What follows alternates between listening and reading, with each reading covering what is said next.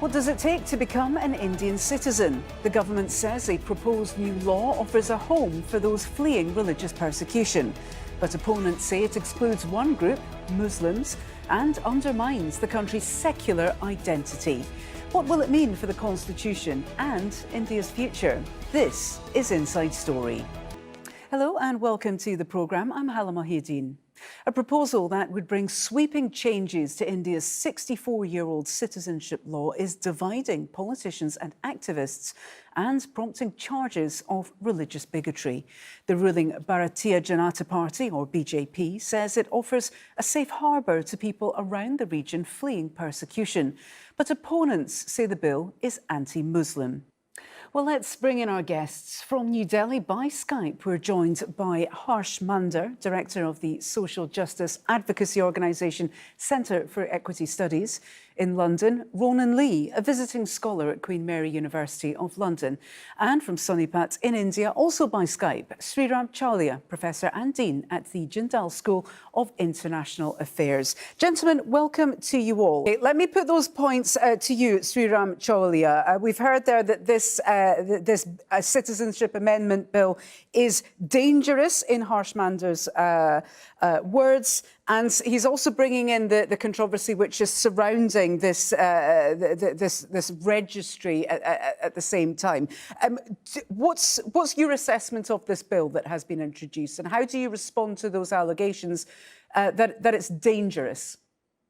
Well, it's completely unfounded. It's based on ideological hatred of our Prime Minister, Mr. Modi, and his nationalistic vision for the country, and to project India as a savior of minorities across South Asia.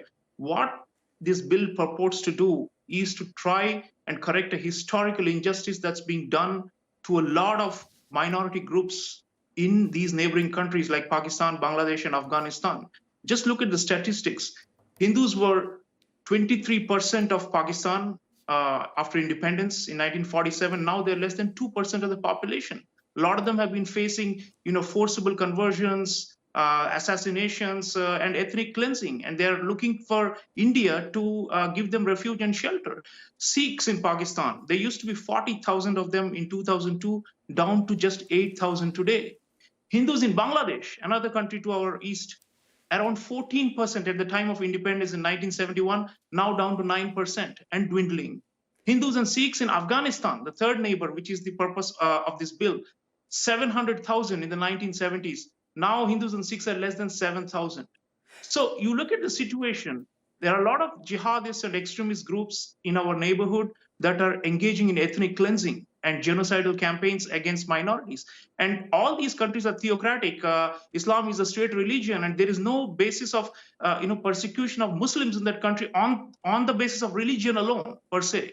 There may be other, and India does host Muslim refugees for that fact. This is often ignored by the critics like Mr. Mander. There are more than 40,000 Rohingya Muslim refugees who are currently in India, who have fled ethnic cleansing in Myanmar. We have nearly 20,000 Afghan Muslim refugees who have been here since the war started in the 1980s. Okay. And we continue to shelter them and give them liberal, refuge. So India, I think what we are trying to do through this citizenship amendment bill is to, provide like a lighthouse or a beacon of hope for those who are in very, very dire circumstances. A lot of these countries, if either the regime is not persecuting minorities, then there are fundamentalist jihadist groups that are doing it. Well, Sreeram Chaulia, it's interesting that you bring up the point about the Rohingyas, because the Rohingyas would not be able to apply for citizenship under this bill. No, they don't get citizenship, but they are not being deported either. There are more than 40,000 of them. But why would they not get citizenship if this is about... Because there seem to be at cross purposes here. Either it's providing safe haven to persecuted people, or it's correcting a historical injustice. Why is Bangladesh not giving them citizenship? Because this is a fresh exodus that has happened only in the last 10 years. There's a hope for them to return. But when it comes to the Afghans, they've been living in India for a long time. They're Muslims. They're well integrated. There's no issue at all. And for that matter, I want to clarify one more point. The population of Muslims as a whole in India is 200 million. It rose from 9% to 49% at the time of independence to 14% today. They're thriving, unlike in these neighboring countries where non-Muslims are under serious threat of extinction, Muslims in India are thriving. 9% of Indian Muslims voted for Mr. Modi's party in the general elections that just happened a few months ago. So I think a lot of this propaganda needs to be unpacked and needs to be countered, because this is not based on statistical and objective reality on the grassroots, where Muslims are thriving and doing well in this country, because India is the only place where the entire South Asia people who are facing persecution and fear and other kinds of discrimination have hope. Okay, Sreeram Chaulia, you don't appear to agree with that. Hala, I'll just point out a couple of things. There are more than 20 million illegal Bangladeshi immigrants who have seeped through the porous border on the east of the country and have amalgamated into various states of eastern India.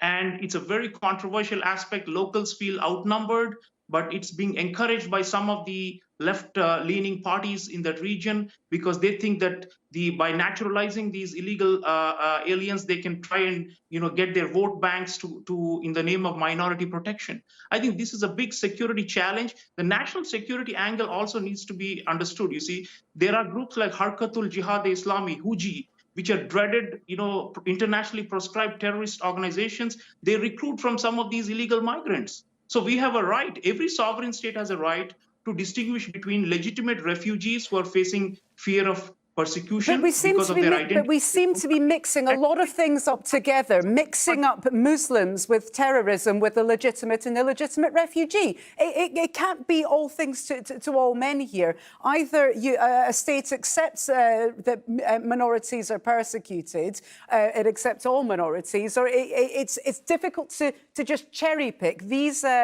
Muslim refugees aren't welcome, but Hindu or Christian refugees are. And is this not where the problem lies, Sreeram Chaulia? Persecution. Hala, Muslims do not face persecution in any of these neighboring countries by virtue of their religion. Well, they face persecution in Myanmar. So it's an objective fact based on group identity, which faces persecution from state or from radical jihadist groups in those countries. Ronan Lee, you were trying to come in. Put that to you, Sreeram Chaulia. What's the motivation behind this bill? What is the government hoping to achieve by introducing this bill? Is it going to address fundamental underlying problems in the country? What's the motivation behind excluding Muslims as a group from this citizenship legislation? Well, first of all, Hala, as I said, it is to expand our soft power in the region as a refuge for those who are desperately needing protection. But only some of those who desperately need protection. Secondly, the motivation, as I said, is national security. A number of these, and again, Harsh Mandar is exaggerating. I didn't say that all the 20 million are into terrorism. I did not equate all the Bangladeshi immigrants as terrorists. I said that some of them have joined radical jihadist groups. It's a fact that must be acknowledged. I mean, why should we hide behind political correctness when it comes to national security?